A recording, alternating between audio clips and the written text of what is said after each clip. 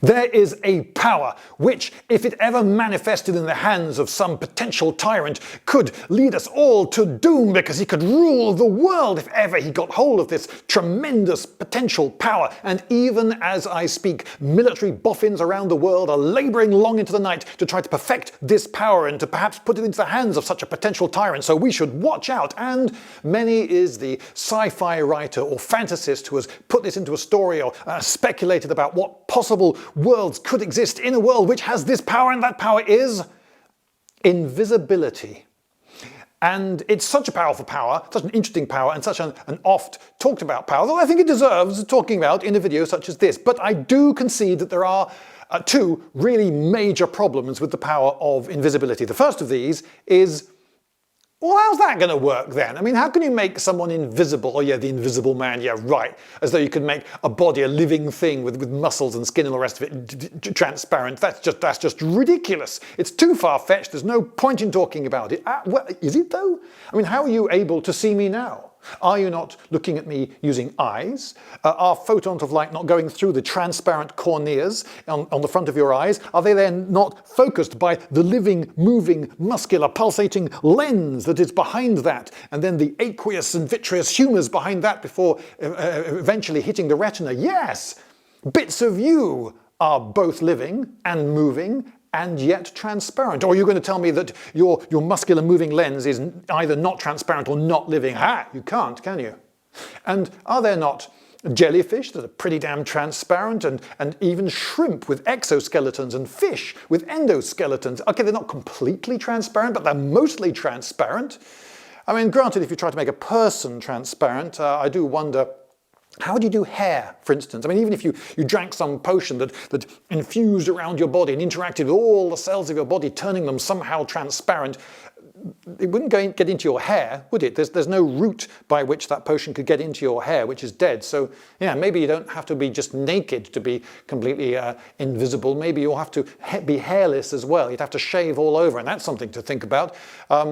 And teeth, they're sort of semi-living, aren't they? And what about the contents of your stomach? You know, the supper that you just ate a few minutes ago. Yeah, all right, there are problems. I grant you that there are problems, but it's not absolutely, totally unfeasible that any kind of invisibility could ever exist. Think of what science has brought us today. I mean, you know, this camera that's videoing me now would have been completely unthinkable 100 years ago. So, yes, maybe it is worth speculating upon, because it's a power that could possibly exist. But then we run into the second problem, which is, well, it's a bit world-breaking, isn't it? For the story writer, for instance, if he's got a world in which invisibility does exist, then if it's a fantasy novel, for instance, the king can never be sure when he's discussing his plans to invade the next kingdom that his plans are not being overheard by someone who's in the room even now.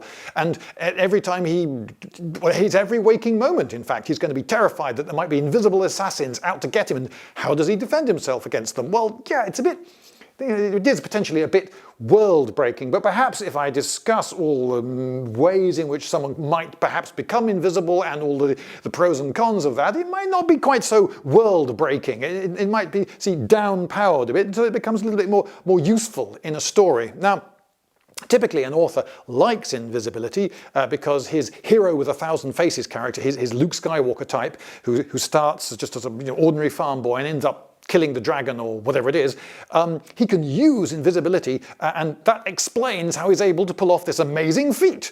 Yes, he's got the incredible sandals of invisibility. Yeah, why not sandals? Why does it always have to be a hat or a ring or a cloak or something? Sandals! Oh no, wait a minute. No, all right, I take that back.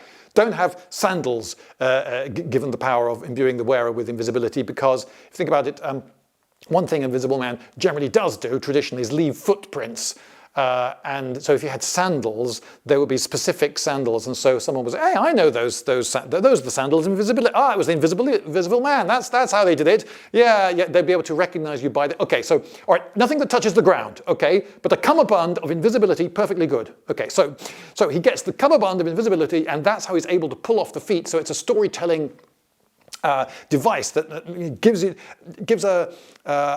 explanation for. It makes it feasible that this farm boy could do the amazing thing. He had the cummerbund of invisibility. But The trouble is that if one person can use it, then other people can have it used on him, and it doesn't really work very well the other way. If one of the heroes is just suddenly killed by someone, oh, he was invisible, so there's nothing he can do about it. Oh, so now even the really powerful, amazing characters can just be killed at any moment by a guy who's invisible. Can you imagine that in a role-playing game? Okay, I'll go and scout ahead, and you look round, you look down the corridor, and the games master rolls a few dice and says, take 22 hit points damage to the head. What? 22 hit points? That'll kill me. Yeah, well, what killed me? You didn't see it. Everyone else, you just see him slump down dead. And there's nothing he could have done to defend himself against that, because there was an invisible guy who just came up to him and just went bonk on the head. And where's the fun in that? So the player characters are never going to enjoy having invisibility used against them when it's unfair like that. But they're perfectly happy when they've got the cummerbund of invisibility to do all sorts of nasty things to their enemies. Oh yeah, that's fine. But it doesn't work two-way dramatically very well. It's almost always something given to the hero to achieve his heroic aims. But once you put invisibility into the world, it could turn around and bite you. So you've got to think of that. Now, a lot of people became first aware of the idea of invisibility through the science fiction stories of H.G. Wells, who wrote The Invisible Man, which I remember reading when I was about I was 11. I read it one weekend. And in that, the main character, who's called Griffin, is a man who studies optics, and he's able to make his body somehow the same refractive index as air, so he becomes invisible, though of course only his body. So you take in the chemicals, so you imagine the chemicals are only going to affect your body, so that's not going to make your clothes disappear or any equipment that you want to carry with you, so you've got to be completely naked. So there's one very quick way to downpower the utility of invisibility: you've got to be completely naked. And so you can't take the tool. So if you needed that spanner to do the thing, you manage to get past all the guards, you get to the thing, you can't turn the nut because you haven't got the spanner. One possibility, I suppose, is you could make a spanner out of bone, and you could swallow it and then take the potion. And if the potion is able to affect the food that you ate that's in your stomach, then it could affect bone, which is in your skeleton, then maybe the spanner goes invisible in you, and then you go through, and then you regurgitate the spanner, and then that's one way round it. Although I suppose if the chemical can affect the bone directly, why not just put it in a tray and pour the chemicals over the bone spanner, and that would save the whole yeah, do it that way. You don't have to regurgitate anything. Although regurgitation is dramatic, you might think, or maybe you just think it's disgusting. Anyway, so there's nakedness, and you can imagine that what happens to Griffin, actually, is he goes mad. So Griffin, in the story The Invisible Man by H.G. Wells, he goes understandably mad. Now you might say that if you were actually invisible, permanently invisible as he was, that might send you mad in the long run indirectly. But I think it's actually more implied that the chemicals that he's putting into himself, or had put into himself, they affected every cell of his body, making him invisible, even his hair. So that would affect his brain, and so going mad is quite easy to believe. You can imagine quite a few other side effects. For instance, maybe, yeah, you go invisible, but oh boy, is it carcinogenic? You probably get cancer. And if you're the first person ever to take the potion, you might not know that. But if invisibility exists in the world, and after a while, you'd imagine people would start noticing. Have you noticed that people who take invisibility potions, they all seem to die of cancer a few years later? Or maybe it's a really one-way trip. You go invisible, and yeah, you're invisible, you get to do the thing, but you are going to die. It's horrendously poisonous, and it will kill you. So that's one really powerful way of downpowering invisibility. Yes, you can use this great power, but it's a hell of a sacrifice. But you might say, no, that still doesn't work, because there are fanatics. Fanatics are a thing, and if there's a world with fanatics in, who might want to kill the king, who they believe is the antichrist, well, not the anti-god, anti-prophet, then it's not going to stop them, is it? If they're willing to sacrifice their lives, they will go, okay, this potion will kill me, but never mind. Boom, right, here we go, I'll kill the king. So it's still potentially world-breaking if you have that sort of fanatic, though it's perfectly possible, I suppose, to create a world in which that level of fanaticism just doesn't exist, just isn't in the culture, so nobody really worries about it. Anyway, so how is it achieved? Now, I've talked about the biological way that cells might go transparent, and potions and so forth, but obviously the science fiction, there might be some sort of ray that they zap you with, or a suit that you wear. There are other ways of going invisible. Griffin studied, as I say, optics, but if you were invisible, a major thing is, can you see yourself? When you look down at yourself, do you see yourself? If you don't, if you are completely invisible even to yourself, then you look down and you expect to see your body and your feet, but you don't. So you sort of keep looking down, whoa, you tumble forwards and, whoa, where am I? Oh, I'm invisible. Okay, oh, it's working. And where's my hand? Oh, right, yeah, there's my hand. Oh, you expect it to come into vision. It doesn't, so you keep moving it towards you, thinking, well, it's going to come into my vision now, surely, and it doesn't until you hit yourself in the head, and oh, this is freaky. Okay, you haven't really got, you'd have to almost learn to walk again, or you might have to think to yourself, okay, I don't have to look at my feet to walk normally. I've just got to not think about it. Okay, here we go. But you might find yourself walking really, really carefully at first, because this is a bit freaky. And just think how clumsy you might get if you want to pick up that thing that's on the table. You can't see your hand, so where exactly is it? Oh, I've knocked it over. Okay, or maybe that you're at the conference and you have to get the secret note that someone has passed to the ambassador, and you're just about to get it, and someone who can't see you, so they didn't know that they were getting in their way, they suddenly, whoop, they sit there and they pull the chair out, and you have to leap back to make sure that they didn't feel you, and okay, right. And then again, you have to reach over the ambassador's shoulder. Now, the shoulder's about there, so you think your hand is there, but what if your hand is actually there? You might touch the shoulder, and then they'd know. Okay, all right, so in order to make sure it's definitely not there, I'm going to put it there, okay? And now, I can't reach the note. I can't reach... this could be really awkward and difficult. If you can't see yourself, you can't see what you're doing, and you would be very, very uncertain about what you can get away with. And so, yes, that would be actually a major drawback, not being able to see yourself.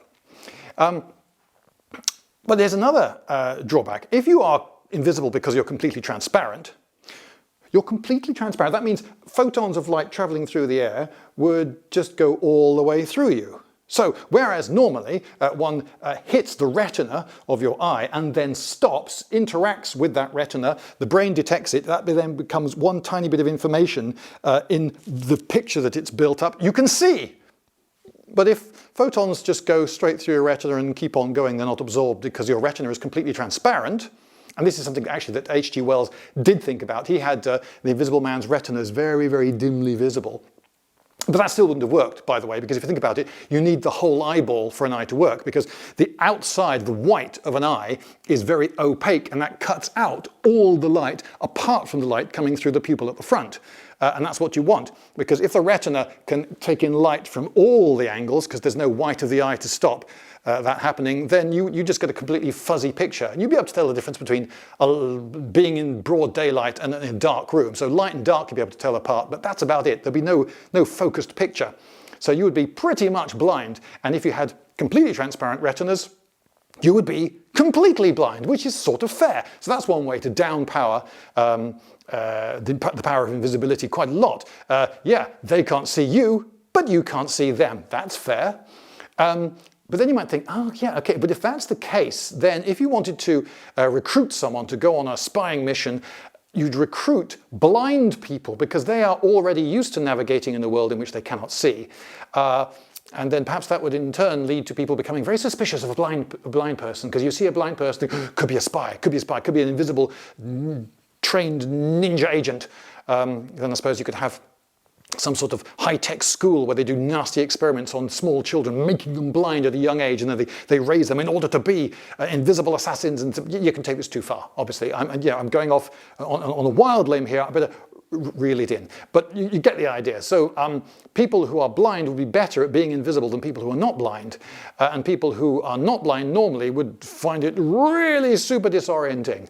So could you imagine trying to, yes, you can hear perhaps, let's say your ears still work, but how are you going to get into position to eavesdrop on the king? Where are you going to put yourself in the room? Because you can't see the room, so you think, oh, well, no one else seems to be standing here. This is good. This is a good place to be. Okay, I'll be here. What you don't know is that the reason no one else is standing there is it's right in front of the door, and they didn't want to block the door. So the next time someone comes through the door, yeah, you were ahead of me. Okay, so yes, that would be very, very difficult.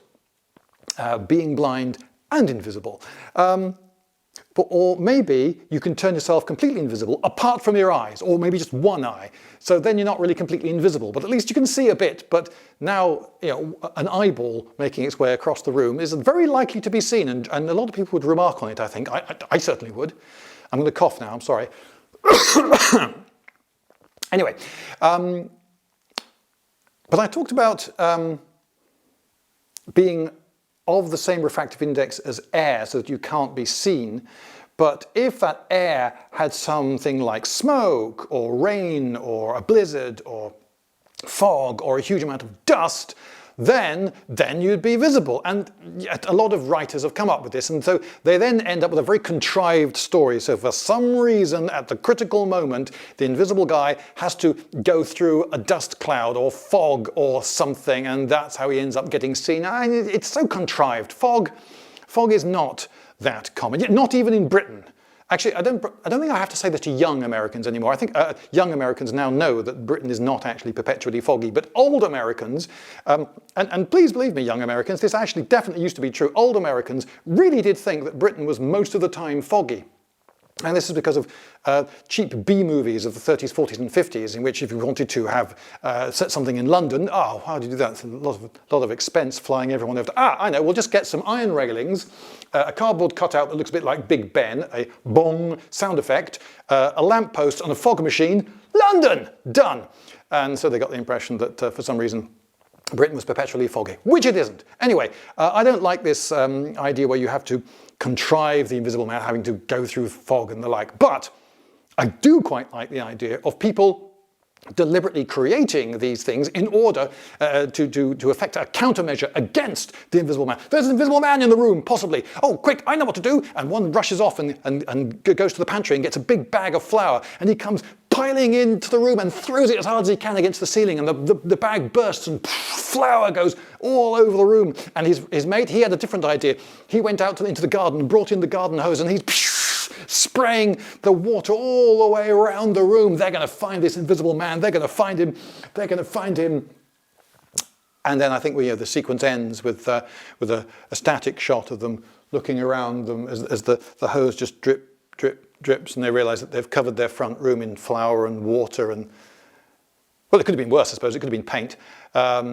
But I quite like the humour of that moment, and the fact that you're forcing the countermeasure onto a character, so he has to actively do something rather than just, I saw him because it was foggy, which I think is a bit of a get-out. I'm sorry, I think it's a cop-out. It's a cop-out is what I meant to say. So they just ruined their furniture. Although, if you imagine that if you had a transparent body, it might not have the refractive index of air. In fact, given that the body is mostly water, it's not unreasonable to imagine that it might have a refractive index close to that of water, in which case, in air, your body would look like a big lens. I mean, the various bits of your body, your arm, your torso and so forth, they're roughly round in cross-section, so each bit of you would act a bit like a magnifying glass. Although, of course, if you did have the refractive index of air, you would also, by the same reason, be visible underwater. Anyway, and that shows another utility of invisibility. So if you're on an island somewhere, you need to light a fire, you've got a round pebble, you zap it with your Inviso ray because you're high-tech, it then goes transparent, and you've now got a very powerful magnifying glass, and perhaps you can light a fire with it. Or maybe you have to, another survival situation, you have to cross the burning desert and the sun is beating down on you and scorching you. What do you do? Cast invisibility on yourself, and now the sun rays pass straight through you and you're much cooler and you're fine.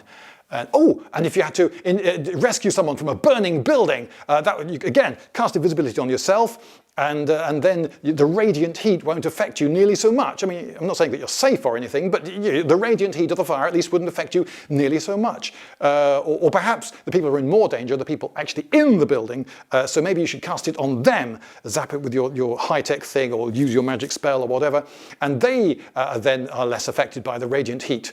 Although, yeah, it does occur to me there's a drawback to that, is that there you go in, you're incredibly heroic, and you come out like that, carrying the invisible body of the person you've rescued, and you'll get no credit for it, because everyone would just say, anyone could just walk around like that and say, oh yeah, I rescued an invisible person from the burning building.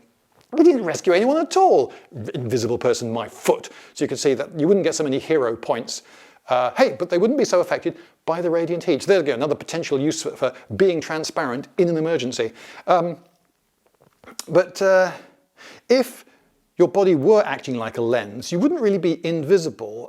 You've probably seen the film Predator, where when the predator moves, it's immediately clear what it is. It's interesting, isn't it, that when something is still and very, very difficult to see, we may not recognize it as human, but as soon as a human shape moves in a human way, or in the case of the predator, a humanoid thing, immediately our minds make sense of it, because we're so tuned in to what a human body looks like and how a human body moves, that the instant that such a body moves, oh yeah, that's a person.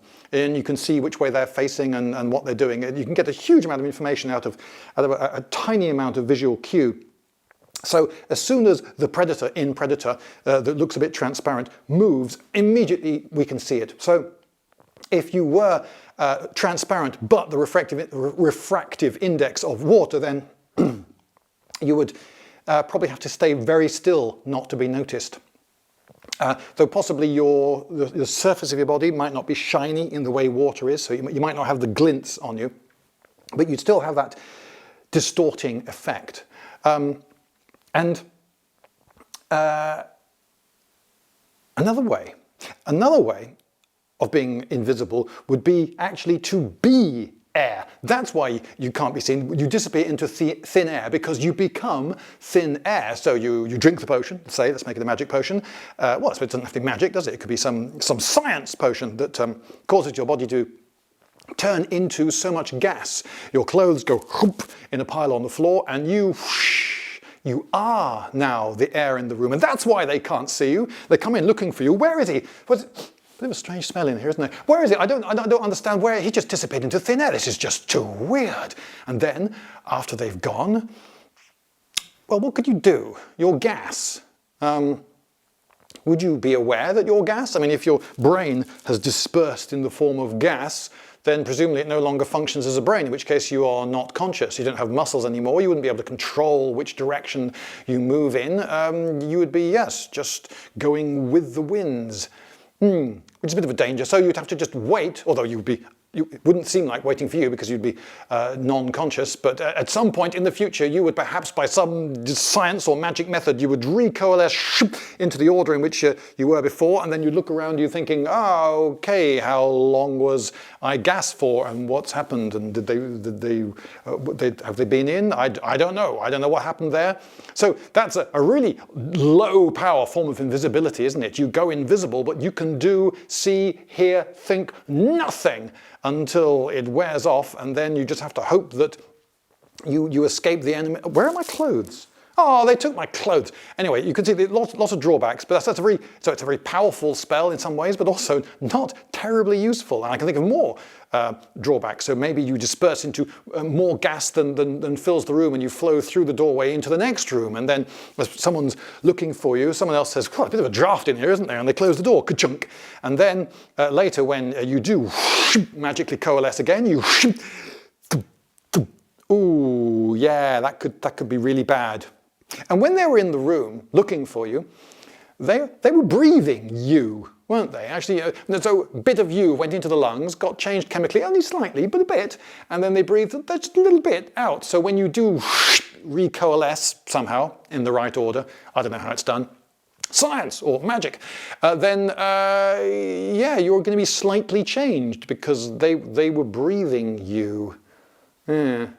Okay, so one to think about there. Maybe invisibility is sort of actually a potion of gaseous form, just by another name.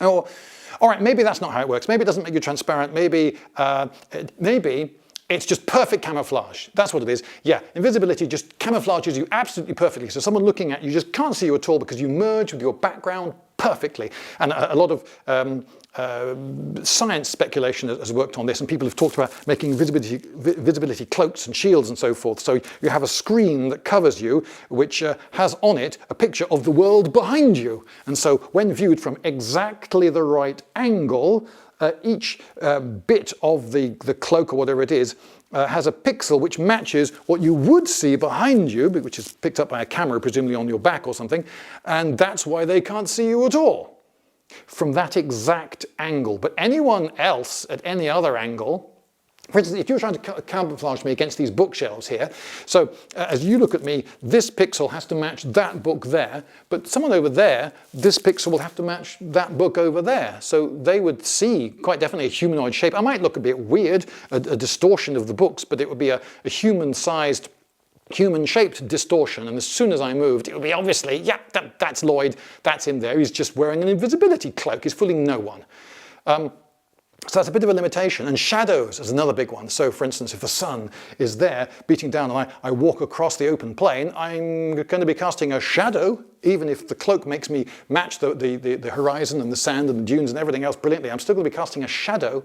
And I cast shadow internally as well. So my nose casts a shadow onto my face. The deepness of the socket of my eye casts a little shadow on the top of my eyelid and so forth. So those shadows would have to match. And again, they could only match perfectly as observed from one particular direction. And so anyone looking at me from any other angle, as soon as I moved, with that tiny bit of information, remember predator, they would be able to make sense. Oh, yep, there's an invisible guy there. I can see all the shadows on his body, and they all match the way a human moves. Yeah. So perfect camouflage only really works if either the viewer is viewing you from just the right angle, or perhaps you stay perfectly still. And even then, it wouldn't be perfect. If someone actually got really close to you and walked all the way around you, you'd still be given away. But you could be, if you were in a forest or something and you stayed still, yes, you could have an invisibility spell or cloak or whatever that made you, as long as you stayed still, perfectly invisible, or near perfectly invisible. So again, a bit of a down-powering of the power, if you can't actually, move. Or maybe, right. You know how in the fantasy film there's a vampire, and how do we know he's a vampire? Because you have a mirror and you look at him in the mirror and I can't see him in the mirror because he's a vampire. Dun, dun, dun. Okay, well, and one of the early D&D, I know that one of the standard adventuring kit items was a silver mirror for looking for vampires, of course. It's not for checking your makeup. So maybe. Right, the reason that someone can't see you is that this suit you're wearing, this high-tech suit, when a photon hits it and bounces off, it gets shifted out of phase. I don't know what that means, I just made that up, shifted out of phase, it sounded fairly sciencey. It gets shifted out of phase, and then when it goes into the eye of an observer, hits the retina, because it's out of phase with the retina doesn't respond to it, and so you are invisible. Okay, yeah, that could work, but what if it hits a mirror and bounces off? That act of reflection off certain surfaces could mean that it gets shifted back into phase again, and so you are visible. So you'd be like a reverse vampire. So people could then walk around with mirrors looking for invisible people, because they can be seen in mirrors. And whilst they're doing that, of course, they look very silly, and they operate at very low efficiencies, because they're all stumbling about looking into mirrors to invisible men who might not actually be there. That's just the threat of an invisible man could make an awful lot of people so paranoid you could disable an army. There are whole armies, they've got the guns, they're wandering around looking in the mirrors. Yeah, I could see that. It could be quite a funny scene, actually. Anyway. So there you go, there's another possibility of down-powering, and actually at the same time also up-powering invisibility, and using a bit of pseudoscience to do it. Now, one of the problems that Griffin faced was that his invisibility was permanent. Just think how horrendous that would be. What if the effects of invisibility were permanent? What sort of life would you have? Could you stand living the rest of your life invisible? I mean, who would trust you? I mean, how many people would really trust an invisible person? Do you think anyone would marry you if they hadn't already? Making kids, how do you think that's likely to go? Yeah, I think that the life of someone who is permanently invisible could be quite miserable. If it could be absolutely career-ending for an actor, I would have thought. So permanent invisibility would be something that people would be quite terrified of. And what if that's a risk? What if, for instance, maybe it's a chemical that you drink, okay? So the science boffins or the druids have brewed up a potion or whatever, they've created this thing and you drink it, and yes, most people can metabolize the various chemicals in it at such and such a rate, but some people metabolize them much faster, and some people, they don't have the genes, their bodies just can't metabolize that chemical. Oh, so most people, they drink the thing and they go invisible for between 10 and 20 minutes. But some people, they metabolize it really fast. So they drink it and they go on the secret mission, and in the space of a minute and a half or something, they're already starting to become visible again. Oh, and they didn't predict that. Well, they didn't know that their body metabolized that chemical particularly fast. Ooh, and what about the guy who doesn't have the gene that can metabolize it at all? So he drinks it, and 3 years later, he's still invisible and thoroughly miserable. He has no friends. He's lost his home. He's lost his job. He's invisible. Yeah. Maybe as each cell gets replaced, which can take years, maybe gradually you start to become visible over a very long time. Or maybe, yep, that's the rest of your life. You're invisible, mate. Sorry, that's your lot. Well, you took the risk. And in a fantasy world where they don't know about genetics and can't screen you, you'd have no way of knowing until you took the potion whether you can metabolize all the chemicals in it or not. Or in a sci-fi world where they can screen you for the genes, how do you know that no one has bribed the guy who works the analysis machine? Huh? Yeah. Okay. Wheels within wheels. And there are also, I think, psychological problems with, well, one, not knowing when something's going to wear off. So you're on a mission, but you don't know exactly when it's going to wear off. Maybe in a role-play game, you roll a die every turn to see if your invisibility is still working. So you've got to get all the way in, you've got to get the thing, you've got to go all the way out without being seen, and when is it going to wear off? That could be really psychologically affecting. It could make you rush and make mistakes, or it could make you tiptoe. I don't want to be, I want to stay near the shadows. So if I become visible at any time, I can just duck back into those shadows. Or I'm hidden here. I don't want to go out. I don't want to go out. I'll just stay here. Thanks. It could really muck up your mind. This not knowing when it's going to wear off. And can you imagine if you could see yourself? So you are invisible. No one else can see you, but you, when you look at yourself, you can see yourself. Oh, great, so you're no longer clumsy now. You can reach over the ambassador's shoulder, seeing exactly where your arm is. Yep, I can reach it, got it, and you can make off with it. And that's much better. Oh, but wait a minute. You can see yourself. So has it worn off, or hasn't it? I'm looking around, no one's paying me any attention. Is that because I'm not very interesting, or because they can't see me? Has the potion worn off? I don't know, because I can see myself. That would be very nerve-wracking. You walk out into the street, even when you know you're invisible, because you've only just taken the potion, and you look around you and you think they can also, come on, they must be able to see me. I'm right here. They must be able to see me. How well would you trust your ability to behave rationally and get full value out of the invisibility when you don't trust it to be working? Because you can see yourself. Think, I'm right here. And every time someone looks in your direction, they can see me, they can see me. Can they see me? No, he's looking at his friend. You'd be spending all your time worrying about that and hardly any time on the mission. So being able to see yourself might actually be worse than not being able to see yourself, which I described earlier as quite bad. So they're both really bad. And in a role-play game, for example, it's quite normal to roll dice to see if you've succeeded at some task that you might fail at. So for instance, if I shoot at a target, so I get my bow and I go twang, and I roll some dice, and even though I'm a quite good archer, I rolled really bad dice. It was possible for me to miss the target, so it seems I've missed the target. We all think, okay, fair enough. But what about you're walking down the street and you want to trust in this potion?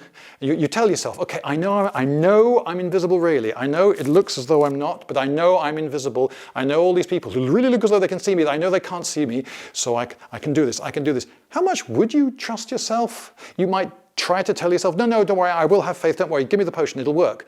But when it comes to it, will you freak out? Maybe there should be a die roll to decide. And what about your companions? They may be in a similar situation. So you have a little conference and you say, okay, right, I'll sneak ahead, I'll go off, I'll take the potion and I'll scout back and I'll come back and I'll report, okay, and then we'll decide what we're going to do then. Okay, right, so I drink the potion and off I go. My companions, meanwhile, Let's think of them for a moment. None of them is invisible, but they don't know exactly when I'll be back. They don't know exactly whether my mission will succeed. Will I get seen despite my invisibility? It's been gone rather a long time, hasn't he? Is he back? Has he come back? Has he come back, but he can't speak for some reason? Has the spell struck him dumb? Because I've heard that's one of the side effects. Or maybe they've found him. Maybe they've captured him. Maybe they're torturing him even now, and we're just standing here doing nothing. What is that him over there?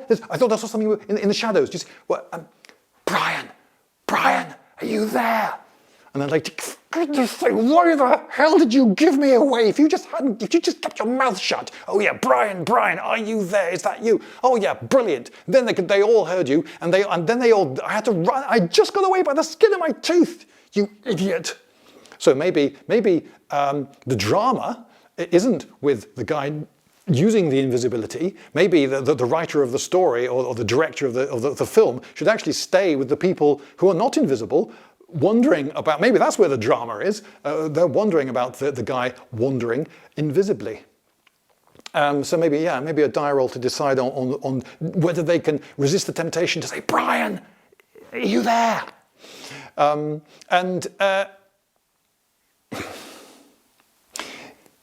Bumping into.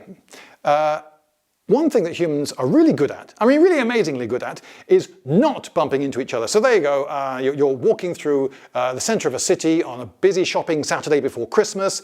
How often have you seen two people just walk, bam, straight into each other? It doesn't happen, does it? People are really good at using their peripheral vision and predicting how other people are likely to move, knowing that they can see because they have eyes and so forth, and so we don't bump into each other. Even people walking along, modern people with their telephones, heads down, as so many people are these days, very, very rarely do they walk smack into each other. Even just bumping shoulders slightly is, sorry, I'm so sorry, I don't know how that happened. It is unusual enough for people to be really quite surprised by it. So if you are trying to walk through a crowded place and you are invisible, then no one's going to see you. They're going to move quite unpredictably. And that might be particularly weird if you can see yourself. So there's a guy walking this way. Oh, he'll just walk straight past me. It'll be fine. But then he realizes, oh, no, wait a minute. I need to go to that shop there. So he turns and goes straight into you in a way that you just couldn't predict. But hang on, oh, no, he can't see me, can he? So moving through a crowd of people would actually be very difficult, and you'd have to really have to give people a really wide berth. And if the spell did wear off, and the people saw you going, walking in this strange way, a bit wide-eyed and wary of everyone around you and giving everyone a really wide berth, they might think to themselves, I live in a world in which invisibility is a thing. I think that guy over there he thinks he's invisible. He must be up to something. Arrest that man! You can see how this could go really wrong. Well, another way, let's go with another way. There's another way that you could go invisible, and that is you slip into a parallel dimension. This could be science, this could be fantasy, both works. And I did that because I was thinking of Frodo putting on the ring. So those of you who've seen the Lord of the Rings films and or read the book will know that it's sort of like slipping into a parallel dimension, isn't it? In the Hobbit, he just puts it on, bing, he's invisible, that's all there is to it. But in the Lord of the Rings, we find out that there's a lot more to this ring. And when he puts it on, Frodo slips into the world of Sauron, and the ring wraiths, inconveniently, can all see him perfectly well. In fact, if anything, their attention is drawn to him when he's wearing the ring. Also, Tom Bombadil can see Frodo, but nothing ever comes of this. He just goes, oh, I'm Tom Bombadil, I'm irrelevant, and carries on. But anyway, one thing I like about the way it's depicted in the film is that his ability to navigate in the normal world, as the rest of the characters, the rest of the Fellowship perceive it, is hampered by the fact that in the parallel dimension, his view of the normal, if you like, mundane plane is actually really vague. It's sort of black and white, and there are these weird grey, windy shapes flying about, and it's quite difficult for him to navigate, and he stumbles. And maybe in the parallel dimension, things are different. So it could be, for instance, you want to go down the corridor and through that door. So you go, okay, right, I'll put on my invisibility cummerbund, and you slip into a parallel dimension, but in the parallel dimension, they've bricked up that door. Oh. Yeah. Oh, and the ring wraiths are after you. So the parallel dimension approach is one way you can cope with invisibility and downpower it as much as you like and make it interesting and dramatic and not too world-breaking if handled carefully. Now, in my, I would say possibly my favourite, one of my favourite roleplay games is RuneQuest, and in that they have an invisibility spell, but it doesn't make you transparent, it doesn't send you into a parallel dimension, it doesn't give you a refractive index of air, it doesn't turn you into gas, it doesn't do any of those things. Instead, it sort of generates somebody else's problem field. It distracts people from you. You cast it onto yourself, and people, yeah, you're there, you're visible, you're there, you're solid, you're there, but no one pays you any attention. You're invisible in that sense. If you rush over to someone and shake him by the shoulder and shout in his face, oh yeah, he'll notice you. Oh yeah, what is it? Because you can be seen, you're not transparent. It's just that you were out of mind.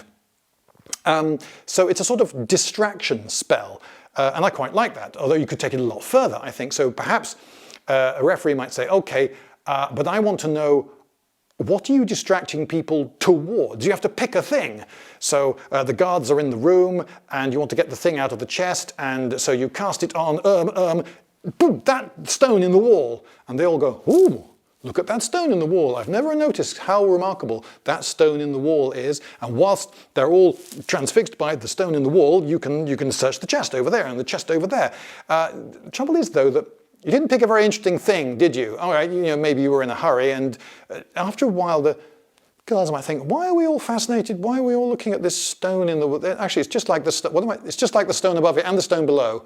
And wait a minute, someone's cast invisibility on us. We're all distracted by there's an invisible man in the room. Quick, everyone! Swords, flour, hose pipes. And so you could be undone. So you could perhaps pick something enormously more interesting to cast it on. And so there, okay, I feel, oh, there's a genuinely interesting thing there. Oh, okay, oh, look at the interesting thing. And you check the chest over there, it's not in it. And they go, oh, it's such an interesting thing. Oh, look how interesting it is. You check the chest over there, it's not in that one either. And then you notice, oh, there's a chest in that corner. But you're going to have to walk between them and the thing you've distracted them towards. So that as soon as you do that, they go, oh, look, there's a guy there. And they go, how did he get in? Or maybe that wouldn't happen. Maybe you'd walk right in front of their vision and they go, yeah, there's a guy, and this is a really interesting thing. And then you pick up the chest and you walk back with it, and it's going in the way again. And it's only later they go, the chest is missing. Why were we all watching? Do you remember there was a guy who walked in and none of us, oh! You see, and so again, you could be undone, but maybe you're miles away by the time they realise, and so that's dramatic too. I quite like the idea of this, that there's a distraction idea. Also, you could say it's not a distraction spell at all, it's an attraction spell. What you've done is you've made them attracted to the thing that you've got them all to focus on whilst you go about doing your business. So maybe you could use exactly the same spell for instance, if you're setting up your Punch and Judy stall in the market square and you want to attract an audience, you cast it onto your puppet, and then all the passers-by in the town go, whoa, wow, look, there's a Punch and Judy show. I don't even like Punch and Judy, and yet I'm strangely transfixed by this one. So maybe there you go, politicians making speeches or something. So attracting, or distress call, yeah, help, over here, cast invisibility or distraction or attraction or whatever you want to call it now on yourself. And now, yeah, people will pick you up. Okay, it's a bit of a multi-purpose spell then. So yeah, distraction is one way of doing it. And then that seems so much more feasible and so much more dramatically far more dramatic possibilities there, because there are so many things that can go wrong or right by picking the right distraction at the right time. But of course, if someone is suspicious that there's someone in the room, then they start looking for you, and then they're very likely to find it. And if you're right in front of them and you realise, uh-oh, they've realised who I am, the guards at the town gate, they've realised who I am, I need to disappear, you cast invisibility on yourself. Well, if it's the transparency type invisibility or the one ring to rule them all parallel dimension type, then you will disappear in front of their eyes. Where did he go? Where did he go? They won't be able to find you because you're gone. But if it's the distraction type, they're talking to you, and then you just go, oh, look at that barrel over there. And they go, what's a barrel there? What's it? Oh, he's gone. What? Oh, no, there he is. Because they were just talking to you. They knew that you were there. and you distracted them for a short while. Yes, you managed to run a few yards, but then you didn't actually turn yourself transparent or, or disappearing into the thin air. You're just there. So quick, after him. Not me, because of my leg, but you, after him. And so you can see that that's another drawback. You can't disappear if someone's already seen you. So you'd have to plan, oh, I need to get past the guards. I'll cast it in advance when I'm round the corner out of their sight, and then I walk with the spell running into their sight, and hopefully they won't notice as I just walk past. They go, ooh, doo, doo, doo, that guy's irrelevant, and oh, look, a barrel. So that could work. Another possible advantage or disadvantage of that is you could cast it on yourself in front of all your mates. You could say, right, guys, I'm going to go invisible, okay? People won't be able to see me because they'll all be distracted from me, but I'm right here, okay? So all of you look at me right now. Here we go, alakazam. And those guys, all your companions, they're looking at you. Okay, yeah, there he is. And they can follow you as you go off and do the thing, and they will be able to see you, but other people will be distracted. Of course, if they take your, yeah, I know. If they take their eyes off you for 1 second, then they might lose you too. Or maybe you don't go completely invisible, there's just a little wisp, little telltale. Oh yeah, you can still see his fingernails or whatever it is. I never would have noticed that if, okay, right, I'll just keep watching those. And then they could shoot in support of your violent actions without fear of hitting you, all going well. So other people's being able to see you would be quite an advantage for that sort of invisibility. Now, one other approach to this is you say, oh, no, we've come up the whole power the wrong way around. It's not that the person goes invisible, it's that the observer fails to observe them. So actually what you're doing is you're zapping with science or magic or whatever, the observer and not the potentially observed. And that downpowers invisibility really quite a lot. So there are 3 guards you have to get past, okay? Zap! He can't see me, but the other 2 can. And maybe they'll point me out to the 3rd, who can't see me at the moment. Okay, so I've now got to zap 3 guys, which takes 3 times as many resources of zap. And if perhaps these zaps are not 100% successful, because maybe they are non-compliant, and maybe I'll fail to overcome their sciencey resistance or their willpower resistance or whatever it is, however they resist these spells, these effects. And I zapped all 3, 2 of them can't see me, but 1 of them still can, so I'll just have to wait for him to go to the loo, and then I do the thing, assuming that it hasn't worn off, and you can never really tell exactly when it's worn off. This is quite nerve-wracking using invisibility. All right, so I've talked about ways of downpowering it and ways of explaining how it works in the first place. I think possibly I ought to talk about some of the ways of uppowering it, some of the upsides of it. One being that unless you make invisibility really, really common, it's always going to be way down the list of explanations people will come up with in their minds for why they've observed for whatever it is they've just observed. For instance, there is a door just there, you can't see it, but trust me, there is. And if that door were to just open now, but I see no one, I would think, gust of wind. I would think, the latch has come undone and there's a spring on it. Or I would think some friend of mine has come into the house and they've pushed it, they're having a laugh. Or Invisible Man did it would be way, way down the list. I won't say completely off the list because I'm bothering to have this conversation. And I started off, if you remember, saying that it was just conceivably possible to create an Invisible Man. But I will think of a million other explanations before that. And frankly, I'm pretty much likely to rule it out as an explanation. So even when people do observe whatever it is, and it can be something quite extreme of an invisible man, then they're probably going to come up with some other explanation in their mind. Nah, can't be that. Must be something else. So that would go a long way to keeping you safe, I would have thought, from people concluding, it's an invisible man, get him! Or, I suppose, it's an invisible man. Hey, well done, he's very invisible. That's another possible reaction. It's not always get him, but it will often be because of the stories that people, you know what I mean. Right. Another thing is that I think people would regard it as technology. And as soon as you regard it as technology, then you can start talking about it not in terms of you're invisible or you're not invisible, but of all the pros and cons. Yeah, well, at this magic school, Traditionally, we used to teach Gandalfian invisibility and other magics, and that was reliable for centuries, but actually Malkorian magic is now the thing which everyone's really into. Gandalfian, it's good, it's reasonably easy to learn, it's reasonably reliable, but people always hated the fuzzy vision it gave you when you were invisible, and you can never really tell when it was going to wear off, and it would sort of wear off gradually rather than all at once, which a lot of users didn't like. But whereas the Malkorian stuff, it wears off. You just become visible in a blink, and you know when you've become visible, and so that's a very useful thing to know. And there's still drawbacks, though. It's a fair bit harder to learn. It's more expensive. And a lot of users have been complaining of really bad headaches, but that's not all of them. So if I were you, I'd wait for the Malkorian 2.5, which they keep saying is going to come out soon, to appear. But on the other hand, if you just need to be fairly unlikely to be noticed whilst standing still under pretty favourable lighting conditions, then there are really much cheaper alternatives available.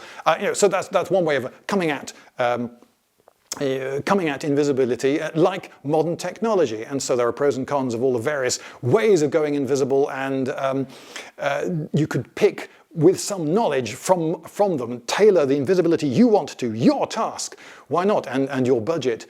Another thing, though, is that I think if there were invisibility in a world, that rather than being used on people, which might have all sorts of nasty side effects, e.g. the cancer I mentioned earlier, it might be that it's used mainly on things, not on people. So you're going to the conference, you're not allowed to take weapons, of course, but you're really frightened that someone's going to try to assassinate you or your friend, so it'd be really handy to be able to go with a weapon. Well, cast invisibility on the weapon, and you are armed, though apparently unarmed, at a conference.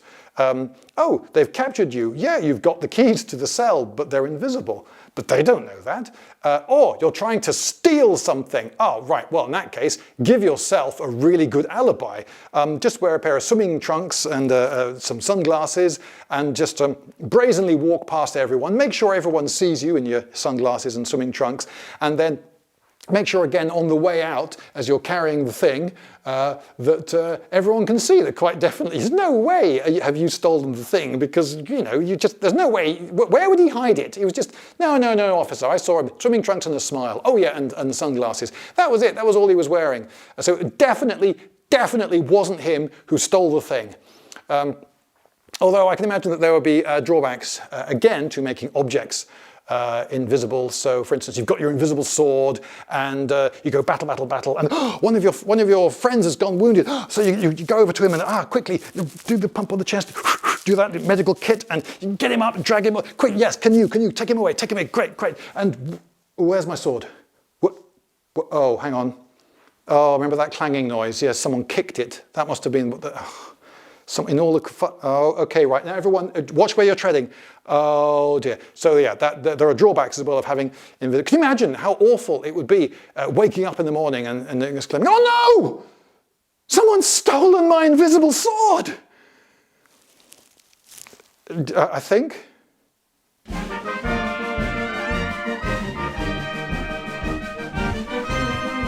Lindybeige!